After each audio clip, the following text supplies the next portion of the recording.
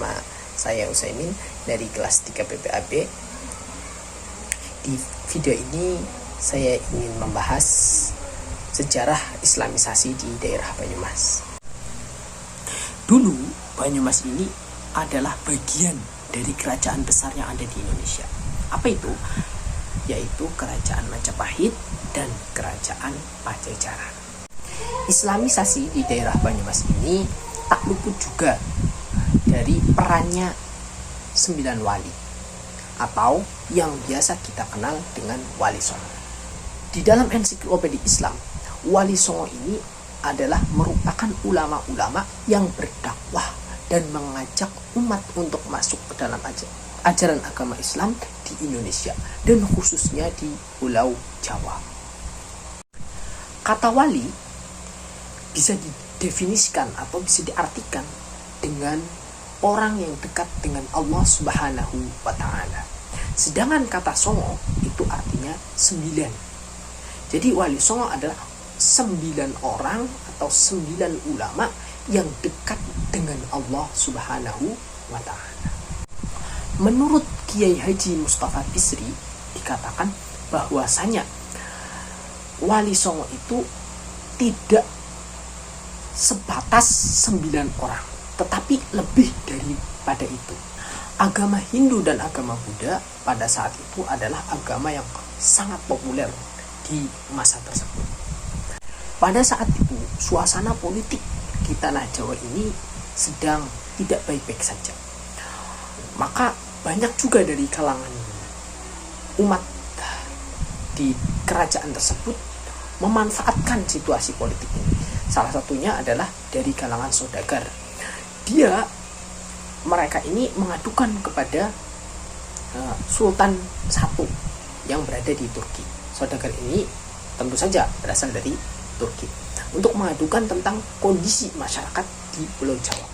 Maka Sultan Muhammad I yang berasal dari Turki itu memberikan perintah kepada para wali yang ada di situ untuk berdakwah di tanah Jawa, khususnya di daerah Banyumas. Setelah mendengar pengaduan dari para saudagar kepada Sultan Muhammad I yang ada di Turki, maka Sultan Muhammad I yang ada di Turki ini membentuk sebuah tim dakwah yang dipimpin oleh Maulana Malik Ibrahim untuk berdakwah di tanah Jawa ini. Selain Wali Songo, ada juga ulama lokal yang berperan dalam dakwah Islamisasi yang ada di Banyumas ini. Salah satunya adalah Syekh Abdus Somad yang berasal dari Cilongok, Banyumas. Dahulu Abdus Somad ketika menjadi santri, dia adalah santri teladan. Karena keteladannya tersebut, akhirnya Abdus Somad diberikan ijazah untuk menyebarkan ajaran agama Islam di Indonesia ini atau di Pulau Jawa ini. Maka ulama lokal seperti Kiai Haji Abdus Somad ini berperan penting dalam penyebaran ajaran agama Islam ini. Selain para ulama, ormas Islam atau organisasi masyarakat Islam seperti NU dan Muhammadiyah juga sangat berperan penting dalam pengembangan ajaran agama Islam ini di daerah Banyumas. Sebagai contoh saja, Kiai Haji Abu Dardiri adalah seorang tokoh terkemuka Muhammadiyah yang berasal dari Banyumas. Pada tahun 1930 hingga 1963, beliau Kiai Haji Abu Dardiri ini menjabat sebagai tokoh konsul PP Muhammadiyah di daerah Banyumas. Saat menjabat sebagai konsultan di daerah Banyumas ini, beliau membawahi sekarsidenan, yaitu Kabupaten Banyumas, Kabupaten Cilacap, Kabupaten Purbalingga, dan Kabupaten Banjarnegara. Selain tokoh-tokoh dari Muhammadiyah tadi seperti Kiai Haji Dardiri, tokoh dari NU juga sangat berperan penting dalam pengembangan pengajaran agama Islam ini di daerah ini. Yaitu sebagai contoh saja Kiai Haji Mustolih Badawi yang berasal dari Cilacap.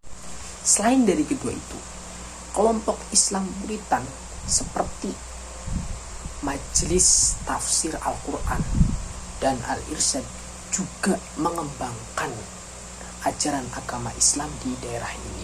MTA atau Majelis Tafsir Al-Quran masuk ke Banyumas ini dibawakan oleh mahasiswa Unsud yang berasal dari Surakarta menuju ke Banyumas dan menyebarluaskan pemahamannya di daerah Banyumas ini. Maka dari itu bisa disimpulkan bahwasanya peran para ulama, para wali, ormas-ormas Islam maupun Islam Puritan sangat berpengaruh dalam pengembangan ajaran agama Islam ini di Banyumas. Maka dari itu sampai saat ini Banyumas ini sudah banyak sekali tempat-tempat peribadatan, kesehatan maupun pendidikan berasal dari agama Islam. Sebagai contoh, lembaga pendidikan setingkat universitas di Purwokerto yang berada di daerah Banyumas itu ada Universitas Muhammadiyah Purwokerto, ada lagi Universitas Islam Negeri Ki Haji Saifuddin Zuhri, kemudian ada Universitas Nahdlatul Ulama Purwokerto. Setingkat sekolah atau Dikdasmen ya, sekolah pendidikan dasar menengah itu seperti ada SDIT, Al-Irsyad, terus ada juga SMP Muhammadiyah, terus ada juga SMK Ma'arif, itu juga berkembang di wilayah Banyumas ini. Maka sebelum saya menutup video ini atau menutup tugas ujian akhir semester pada video ini, saya berpesan kepada para penonton, jangan sampai lupakan sejarah bahwa saya tadi diceritakan ada Wali Songo, ada ormas Islam, ada para ulama-ulama, itu jangan pernah dilupakan. Mereka ini sangat berjasa, mereka sangat berjasa dalam perkembangan ajaran agama Islam ini, sehingga Banyumas ini diberkahi oleh Allah Subhanahu wa Ta'ala berupa kabupaten yang banyak menganut ajaran agama Islam. Mungkin cukup sekian video yang bisa saya sampaikan. Mungkin banyak sekali kekurangan atau menyindir ataupun banyak sekali kesalahan. Saya minta maaf sebesar-besarnya. Atas kesalahannya saya pamit undur diri. Billahi fi sabilil haq fastabiqul khairat. Assalamualaikum warahmatullahi wabarakatuh.